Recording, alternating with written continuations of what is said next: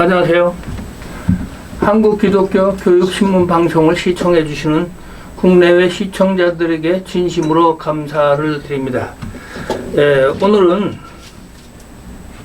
사사기 19장을 가지고 여러분과 함께 은혜를 나눌까 합니다. 사사기 19장 1절에서부터 30절까지 제가 봉독해 올리겠습니다. 이스라엘의 왕이 없을 그때 에브라임 산지 구석에 거류하는 어떤 레위 사람이 유다 베들레헴에서 첩을 맞이하였더니 그 첩이 행음하고 남편을 떠나 유다 베들레헴 그의 아버지 집에 돌아가서 거기서 넉 달가량을 지내매 그의 남편이 그 여자에게 다정하게 말하고 그를 데려오고자 하여 하인 한 사람과 나귀 2마리를 데리고 그에게 가매 여자가 그를 인도하여 아버지 집에 들어가니 그 여자의 아버지가 그를 보고 기뻐하니라. 그의 장인 곧 그 여자의 아버지가 그를 머물게 하매 그가 3일 동안 그와 함께 머물며 먹고 마시며 거기서 유숙하다가 넷째 날 아침에 일찍 일어나 떠나고자 하매 그 여자의 아버지가 그의 사유에게 이르되 떡을 조금 먹고 그대의 기력을 돋운 후에 그대의 길을 가라 하니라. 2사람이 앉아서 함께 먹고 마시며 그 여자의 아버지가 그 사람에게 이르되 청하노니 이 밤을 여기서 유숙하여 그대의 마음을 즐겁게 하라 하니 그 사람이 일어나서 가고자 하되 그의 장인이 간청으로 거기서 다시 유숙하더니 5째 날 아침에 일찍 일어나서 떠나고자 하며 그 여자의 아버지가 이르되 청하노니 그대의 기력을 돋우고 해가 기울도록 머물라 하므로 2사람이 함께 먹고 그 사람이 첩과 하인과 더불어 일어나 떠나고자 하며 그의 장인이 곧 여자의 아버지가 그에게 이르되 보라 이제 날이 저물어 가니 청하건대 이 밤도 유숙하라. 보라 해가 기울었느니라. 그대가 여기서 유숙하여 그대의 마음을 즐겁게 하고 내일 일찍 그대의 길을 가서 그대의 집으로 돌아가라 하니 그 사람이 다시 밤을 지내고자 하지 아니하여 일어나서 떠나 여부수 맞은편에 이르렀으니 여부수는 곧 예루살렘이라. 안장 지운 나귀 2마리와 첩이 그와 함께 하였더라. 그들이 여부수에 가까이 갔을 때 해가 지려 하는지라 종이 주인에게 이르되 청하건대 우리가 돌이켜 여부수 사람이 이 성읍에 들어가서 유숙하십시다 하니 주인이 그에게 이르되 우리가 돌이켜 이스라엘 자손에게 속하지 아니한 이방 사람의 성읍으로 들어갈 것이 아니니 기브아로 나가리라 하고 또 그 종에게 이르되 우리가 기브아나 라마 중 한 곳에 가서 거기서 유숙하자 하고 모두 앞으로 나아가더니 베냐민에 속한 기브아에 가까이 이르러 해가 진지라 기브아에 가서 유숙하려고 그리로 들어가서 성읍 넓은 거리에 앉아 있으나 그를 집으로 영접하여 유숙하게 하는 자가 없었더라. 저녁 때 한 노인이 밭에서 일하다가 돌아오니 그 사람을 본래 에브라임 산지 사람으로서 기브아에 거류하는 자요 그곳 사람에게 베냐민 자손이더라. 노인이 눈을 들어 성읍 넓은 거리에 나그네가 있는 것을 본지라 노인이 묻되 그대는 어디로 가며 어디서 왔느냐 하니 그가 그에게 이르되 우리는 유다 베들레헴에서 에브라임 산지 구석으로 가나이다. 나는 그곳 사람으로서 유다 베들레헴에 갔다가 이제 여호와의 집으로 가는 중인데 나는 자기 집으로 영접하는 사람이 없나이다. 우리에게 나귀들에게 먹일 집과 여물이 있고 나와 당신의 여종과 당신의 종인 우리들과 함께 한 청년들에게 먹일 양식과 포도주가 있어서 무엇이든지 부족함이 없나이다 하는지라. 그 노인이 이르되 그대는 안심하라. 그대의 쓸 것은 모두 내가 담당할 것이니 거리에는 유숙하지 말라 하고 그를 데리고 자기 집에 들어가서 나귀에게 먹이니 그들이 발을 씻고 먹고 마시니라. 그들은 마음을 즐겁게 할 때에 그 성읍 불량배들이 그 집을 에워싸고 문을 두들기며 집주인 노인에게 말하여 이르되 내 집에 들어온 사람을 끌어내라. 우리가 그와 관계하리라 하니 집주인 그 사람이 그들에게로 나와서 이르되 아니라 형제들아 청하노니 이 같은 행악을 저지르지 말라. 이 사람이 내 집에 들어왔으니 이런 망령된 일을 행하지 말라. 보라 여기 내 처녀 딸과 이 사람의 첩이 있은즉 내가 그들을 끌어내리니 너희가 그들에게 욕보이든지 너희 눈에 좋은 방대로 행하되 오직 이 사람에게는 이런 망령된 일을 하지 말라 하나 무리가 듣지 아니하므로 그 사람이 자기 첩을 붙잡아 그들에게 밖으로 끌어내매 그들이 그 여자와 관계하였고 밤새도록 그 여자를 능욕하다가 새벽 미명에 놓은지라 동틀 때 여인이 자기의 주인이 있는 그 사람의 집 문에 이르러 엎드려져 밟기까지 거기 엎드려져 있더라.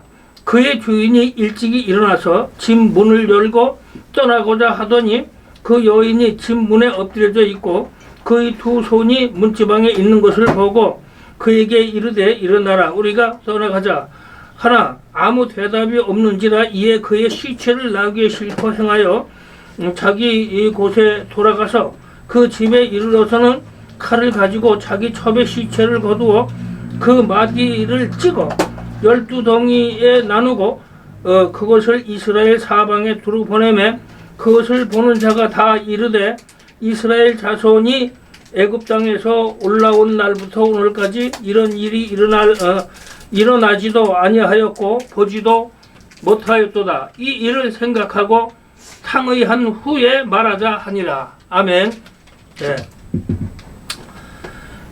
오늘 제목은 레위 제사장 첩의 윤관 사건에 대해서 말씀드리겠습니다. 원래는 사사기 19장에서 20절까지 다 읽어야 이거를 제대로 파악할 수가 있습니다. 그러나 오늘은 19장만 제가 읽었습니다. 사사기에 등장하는 사사들은 모두 12명입니다.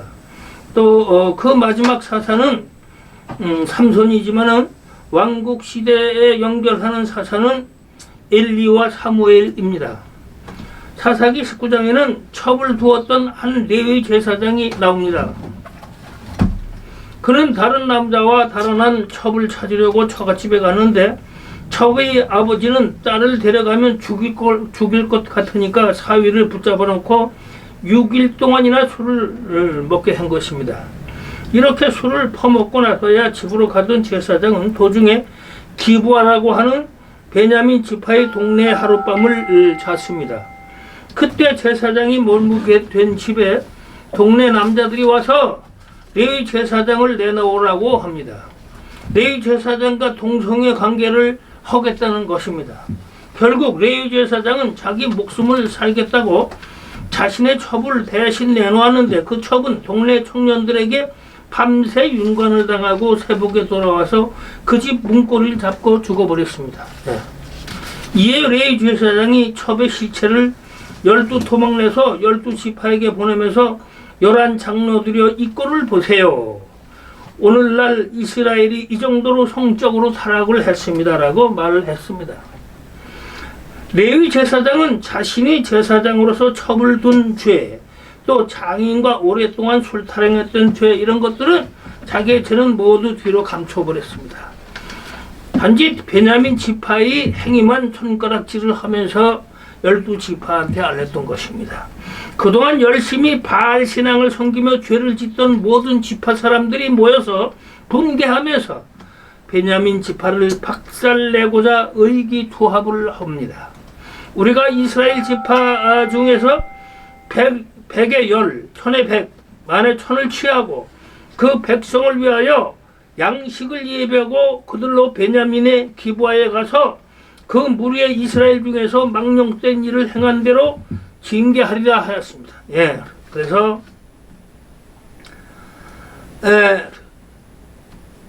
이번에 이스라엘 지파가 모두 모여서 베냐민 지파를 박살내기로 한 것입니다. 나중에 이 사건은 이스라엘 분열의 요인이 되는 것입니다. 죄인이 죄인을 향해 손가락질하며 처벌하는 한심한 상황입니다.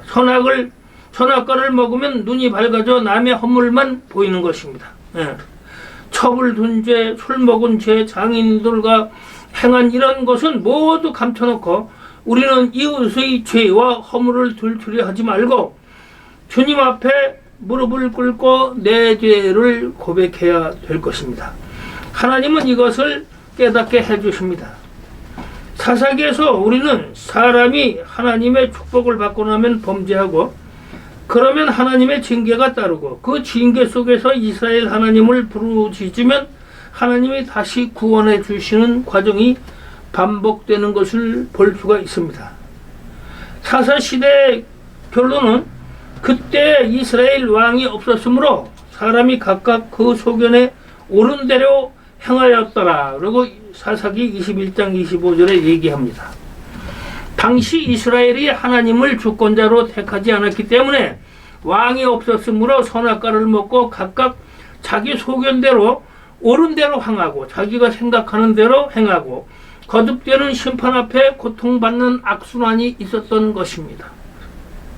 하나님이 생명과로 주신 말씀을 날마다 먹고 기도해서 내 생각대로 살아가는 선악과 인생을 이겨내야 되는데 그렇지 못했던 것입니다. 이것이 사사시대와 같은 죄의 악순환을 막고 영생의 축복을 누릴 수 있는 비결인데도 그렇게 하지 않았던 것입니다. 왕정시대가 되고 나서야 사울왕부터 솔로몬이 성전을 세우기 전까지는 이스라엘 12지파가 성소에 함께 모여 예배드린 기록이 전혀 없다고 사사기 21장 25절에 말하고 있습니다. 그 이스라엘 지파들이 모여 예배하고 하지는 않았다 이게. 이스라엘이 함께 모여서 예배드리지 않았기 때문에 보이지 않는 실상, 즉 하나님 말씀으로 들어가지 못하고 자꾸 보이는 현상에 따라서 풍요와 다산, 또 성적 쾌락을 누리고 이에 빠질 수밖에 없었던 것입니다. 믿음은 바라는 것들의 실상이요 보지 못하는 것들의 증거니라고 히브리서 11장 1절에 말씀하고 있습니다. 오늘날 우리도 날마다 예배 드리는 것을 게을리하면서 실상으로 들어가지 못하고 자기도 모르게 보이는 현상에만 관심을 가지게 됩니다. 이제 코로나19로서 우리는 새벽 예배를 잊어버렸습니다. 이런 시대에 살고 있습니다. 그래서 자기에게 주어진 환경에만 불평을 하고 또 짜증을 부리게 되는 것입니다. 다윗은 실상의 중요성을 알았기 때문에 날마다 성전에서 하나님 만나기를 사모했으며 시편 27장 4절이죠. 그랬기 때문에 하나님의 엄청난 축복과 사랑을 받았던 것입니다. 우리는 보이지 않는 실상, 즉 하나님의 말씀에서 형체를 빚어져 이 세상에 나오게 됐던 것입니다. 이 형체가 성화의 과정을 통해서 예수님의 형상으로 변화돼서 주님 안으로 돌아가서 우리가 예수님 안에서 늘 기억하고 예배에 힘써야 되는데 그렇지 못하는 것입니다.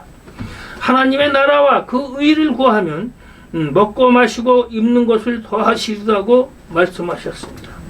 하나님의 말씀을 붙잡을 때 인생의 모든 축복이 통클로 들어온다는 사실을 믿으시기를 축원드립니다.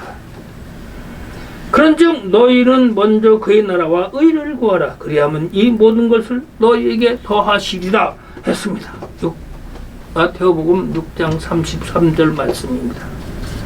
우리는 남을 비판하지 말고 또 그 남을 비판하는 그 비판으로 너희가 오히려 비판을 받고 또 남을 헤아리는 그 헤아림으로 헤아림을 받는 것이다. 또 형제의 눈 속에 있는 죄는 보고 내 눈 속에 있는 들보는 깨닫지 못한다. 보라, 내 눈 속에 들보가 있는데 어찌하여 형제에게 말하기를 바로 내 눈 속에 있는 티를 빼게 하라 하겠느냐 그랬습니다. 외식하는 자여, 먼저 내 눈 속에 들보를 빼라. 그러고 나서야 밝히 보고 형제의 눈 속에 티를 빼리라. 거룩한 것을 개에게 주지 말며 너희 진주를 돼지 앞에 던지지 말라. 그것들이 그것을 발로 밟고 돌이켜 너희를 찢어 상하게 할까 염려하라. 그랬습니다. 염려 마라. 요즘 우크라이나 전쟁을 보면 이때의 사사기, 이때의 실상과 비슷합니다. 이번에 우크라이나 전쟁은 러시아가 먼저 침공한 범인이라면서 나토와 특히 미국 바이든 정부에서 적극적으로 무기를 지원하고 있고 러시아를 나쁜 면만 보도하고 있습니다. 무기뿐만 아니라 자금까지 지원하고 있죠. 나토에서도. 러시아와 우크라이나를 공격한 이유는 우크라이나가 나토에 가입할 우려가 있다. 가입할 조짐이 있다. 또 네오나치스 군사 조직이 8년 전부터 그 나라에서 네오나치스를 인원들을 암암리에 군사 조직을 해서 적극 훈련을 시켰던 일이 있습니다. 또 미생물 바이오 연구소를 미 국무부에서 오래전부터 지원해서 만든 것인데 이거를 바이든의 대통령의 아들 헌터 바이든이 적극 투자 관리하고 이것으로서 소련을 공격하는 등 세계 전쟁의 핵무기화로 하려고 했던 것입니다. 미생물 핵 전쟁화를 이기려고 했던 것입니다. 또 카자리안 마피아의 본산지로 우크라이나를 세계 마약 생산지 및 밀매 국가로 전락시켰고 또 성소애자들을 지하에 감춰두고 그 인신매매하는 본거지로 또 사용했던 것입니다. 또 핵무기 연구소까지 있어서 러시아를 언제든지 공격할 수 있는 이런 걸 갖추고 있기 때문에 소련군들이 러시아가 그대로 놔뒀다가는 언제든지 우크라이나한테 당하겠구나 하는 우려성으로서 먼저 침공을 한 것입니다. 그런데 미국과 서방에서는 이런 걸 모두 숨기고 러시아 푸틴의 침공이 전쟁 범위라는 것만 발표하고 또 러시아 푸틴의 나쁜 점만 계속 물고 늘어집니다. 또 그러면서도 우크라이나의 군사 무기 지원과 물자 지원을 아끼지 말라고 계속 하면서 젤렌스키 대통령을 부추기고 있습니다. 이로 인해서 전쟁은 장기화가 됐습니다. 장기화가 됐고 계속 길게 가고 언제 끝날지 모르는 우려로 상당히 피해가 있고 지금 우크라이나는 많은 병력이 지금 소산됐고 백성들은 외국으로 망명을 모두 많이 갔습니다. 너무 많이 갔습니다. 이제 힘도 없습니다. 또 미국에서 물자를 받는다 해도 그걸 올바로 사용도 못합니다. 또 나토에서 지원한다 하더라도 이길 수가 없습니다. 이런 상태에서 이제는 나토라든가 EU 또 미국에서도 이제는 전쟁을 그만하고 화해하자 종식시키려고 노력을 하고 전쟁을 그만두게끔 협상을 종용해야 원칙이라고 봅니다. 그런 점에서 레위 제사장이 첩을 둔 죄를 감추고 장인과 술 먹은 죄 이런 것들을 감추고 베냐민 지파의 제사장 첩을 윤관한 행위 이것만 공개하면서 그 사체 토막을 부인의 사체를 토막내서 이스라엘 각 지파에게 보내서 전쟁을 획책한 것과 이게 참 비슷한 사건이라고도 볼 수 있는 것입니다. 그래서 우크라이나 사건은 이제는 미국서부터 나토 또 EU까지 모두가 러시아와 푸틴과 협상을 해서 빨리 전쟁을 종식시키고 세계를 평화의 시대로 이끌어가야 맞지 않을까 생각을 합니다. 우리는 이 사사기의 레위 제사장의 첩의 윤관 사건으로 인해서 이런 전쟁이 일어났다는 걸 생각하고 또 우크라이나에도 전쟁의 원인이 숨은 원인이 또 따로 있으면서도 그걸 내세우지 않고 푸틴만 나쁘다고 하는 것보다는 이제 전쟁을 종식시켜서 세계 평화의 시대로 가는 게 맞지 않을까 생각합니다. 그런 의미에서 잠깐 기도드리겠습니다. 감사합니다, 주님. 레위 제사장이 자기의 죄를 감추고 첩을 윤관했던 사건을 기하로 이스라엘 민족을 모아서 전쟁을 발발한 것 마냥 지금도 우크라이나 전쟁이 심해서 우크라이나 백성들만 죽어가고 있습니다. 또 군인들만 죽어가고 있습니다.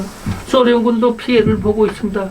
이제는 더 이상 전쟁이 나지 않고 종식돼서 화해의 무드로 가서 이제 평화협정을 끌어내고 서로가 평화로서 전쟁을 중단해서 종식하기를 간절히 주님 앞에 기도드립니다. 전쟁은 주님만이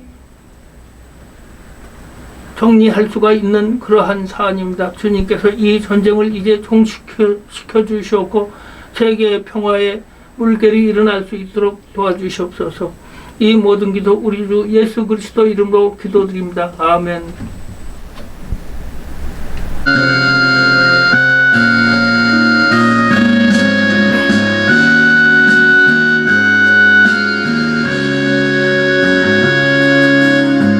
이 땅의 황무함을 보소서. 하늘의 하나님 긍휼을 베푸시는 주여, 우리의 죄가 용서하소서. 이 땅 고쳐주소서.